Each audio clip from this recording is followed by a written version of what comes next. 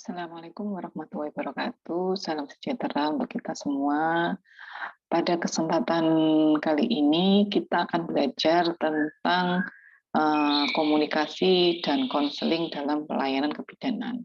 Di mana ini adalah pertemuan yang pertama ya pada mata kuliah komunikasi. Nah, untuk pertemuan pertama di sini kita akan belajar tentang apa itu komunikasi dalam pelayanan kebidanan. Langsung saja kita awali dari pengertian. Di sini dijelaskan bahwa asal mula dari komunikasi yang dilakukan, di mana di situ biasanya komunikasi itu awal mulanya adalah saat kita berhadapan dengan orang lain secara lisan atau disebut dengan verbal, yaitu melakukan komunikasi secara langsung. Kemudian komunikasi juga bisa dilakukan melalui atau ditemukan tulisan, simbol, atau disebut non-verbal, yaitu komunikasi tidak langsung. Pada zaman dahulu kala, asal mulanya komunikasi itu dilakukan dengan media daun lontar, dinding candi, tanah liat, dan pahatan dari kayu. Nah, komunikasi ini juga sebagai kata benda, yaitu noun atau communication, yang berarti di situ adalah adanya pertukaran simbol, pesan yang sama, dan informasi. Selain itu juga merupakan proses pertukaran antara individu melalui sistem simbol-simbol yang sama. Kemudian seni untuk mengekspresikan gagasan dan ilmu pengetahuan tentang pengiriman sebuah informasi. Nah, itu adalah pengertian komunikasi yang dikemukakan oleh tokoh yang namanya Stuart tahun 1983. Selain itu juga ada beberapa pengertian dari komunikasi menurut beberapa pakar. Salah satunya adalah William, di mana di situ mengungkapkan tentang komunikasi adalah proses pengoparan lambang-lambang yang berarti antara individu. Kemudian ada juga menurut Wilbur, bila mana di situ mengungkapkan tentang komunikasi yang diadakan itu berarti kita membagikan informasi agar si penerima maupun si pengirim dari sebuah informasi yang akan disampaikan itu sepaham atas suatu pesan dari suatu hal ya secara tertentu. Kemudian menurut Anong yang menjelaskan bahwa komunikasi itu adalah hakikatnya proses penyimpanan pikiran atau perasaan oleh komunikator kepada komunikan. Kemudian ada juga menurut Bernard, yaitu mengupakan tentang komunikasi itu adalah transmisi informasi, gagasan, emosi, keterampilan, dan sebagainya. Tindakan atau proses transmisi itulah yang biasanya disebut dengan komunikasi. Nah, dari beberapa pengertian yang sudah saya sampaikan tadi, bisa disimpulkan di situ ada dua nilai di dalam komunikasi. Yang pertama adalah sebuah informasi, yaitu berupa lambang, gambaran, jadi merupakan stimulasi. Kemudian ada persuasi, di mana di situ proses pemindahan. Nah, hendak mencapai satu gagasan, sedangkan pesan atau message adalah wujud dalam proses pengoperasiannya. Jadi di situ komunikasi adalah sebuah penyampaian dari sebuah informasi. Kemudian komunikasi di sini secara ontologis atau kebenaran yang hakiki, pengertiannya adalah merupakan perhubungan atau proses perpindahan dan pengoperan arti, nilai, pesan melalui media atau lambang-lambang, apakah itu bahasa lisan, tulisan, ataupun isyarat. Sedangkan pengertian secara aksiologis atau untuk apa ilmu itu digunakan, komunikasi di sini mengandung arti sebagai proses pemindahan pesan dari komunikator kepada komunikan. Sedangkan pengertian secara epistemologis, yaitu bagaimana cara kita mencari pengetahuan dan seperti apa pengetahuan tersebut. Di sini komunikasi bertujuan untuk merubah tingkah laku, merubah pola pikir, atau sikap orang lain untuk dapat membangun kebersamaan dan mencapai ide yang sama demi satu tujuan yang sama.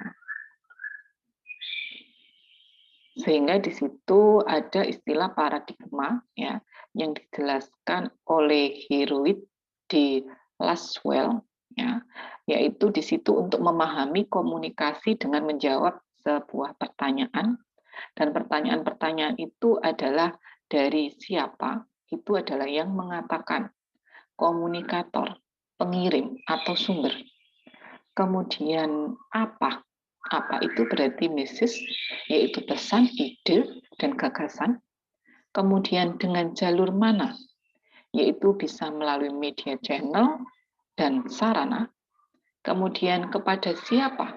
Yaitu komunikan, si penerima, atau alamat. Kemudian yang terakhir dengan hasil atau dampak apa? Yaitu efek hasil komunikasi. Jadi dalam komunikasi perlu dipahami tentang paradigma tersebut, yaitu siapa yang mengatakan informasi tersebut, kemudian apa informasi tersebut, kemudian melalui apa atau saluran apa untuk menyampaikan pesan tersebut, dan kepada siapa informasi di situ disampaikan, dan hasilnya nanti bagaimana.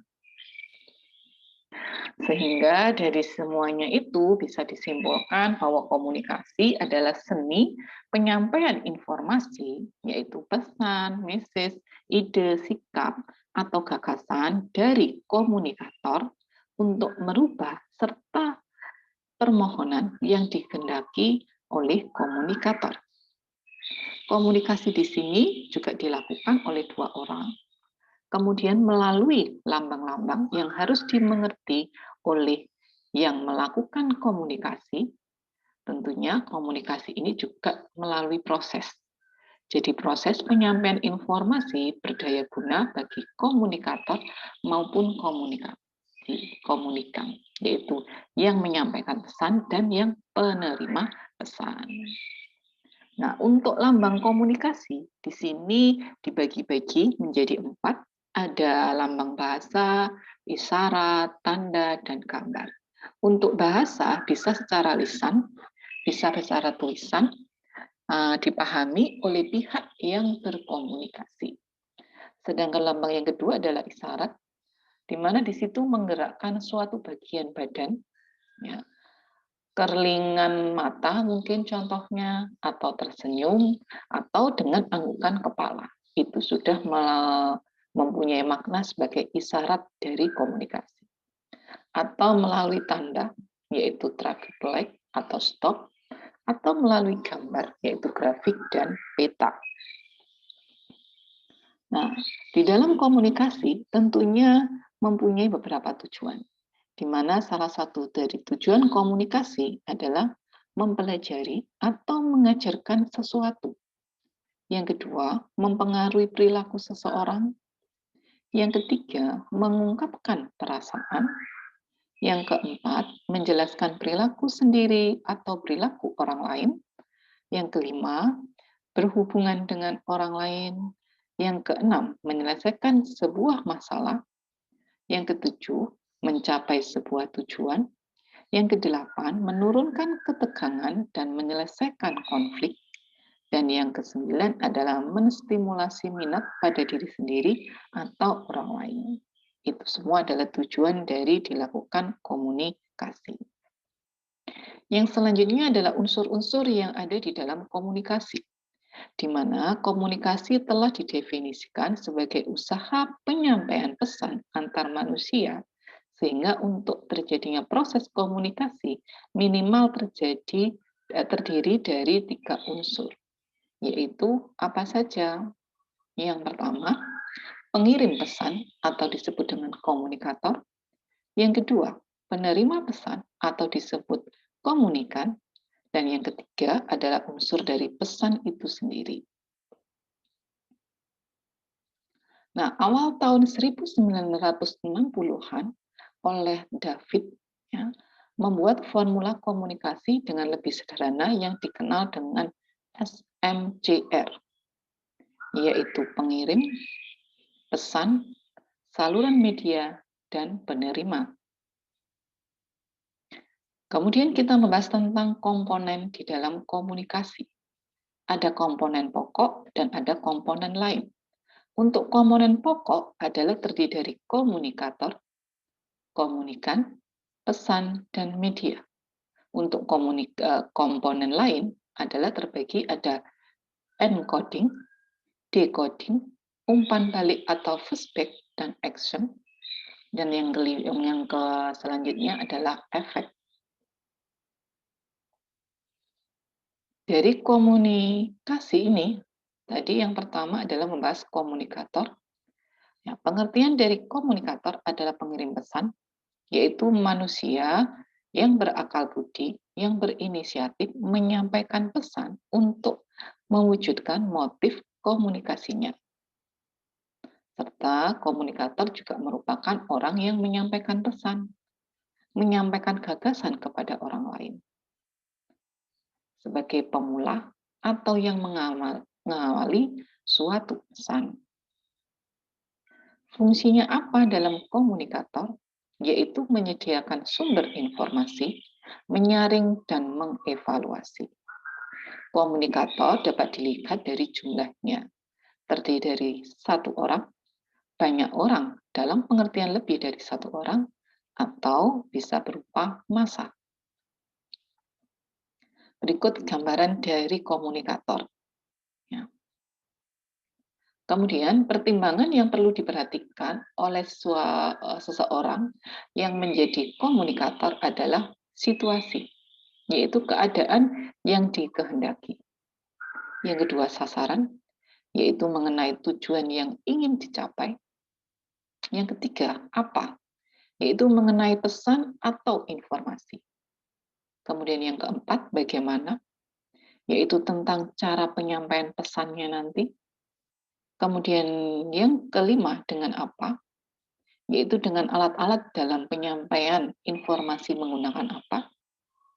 Kemudian yang terakhir di mana, yaitu tentang tempat proses komunikasi saat berlangsung. Selain itu, untuk menjadi komunikator, ada syarat-syarat yang harus terpenuhi. Salah satunya harus bersemangat, harus bersifat kritis, harus memiliki kepercayaan diri, harus sikap dan tindakan terpuji, harus memelihara proses komunikasi, dan harus menyadari kebiasaan-kebiasaan yang berlebihan. Itu tadi makna dari komunikator.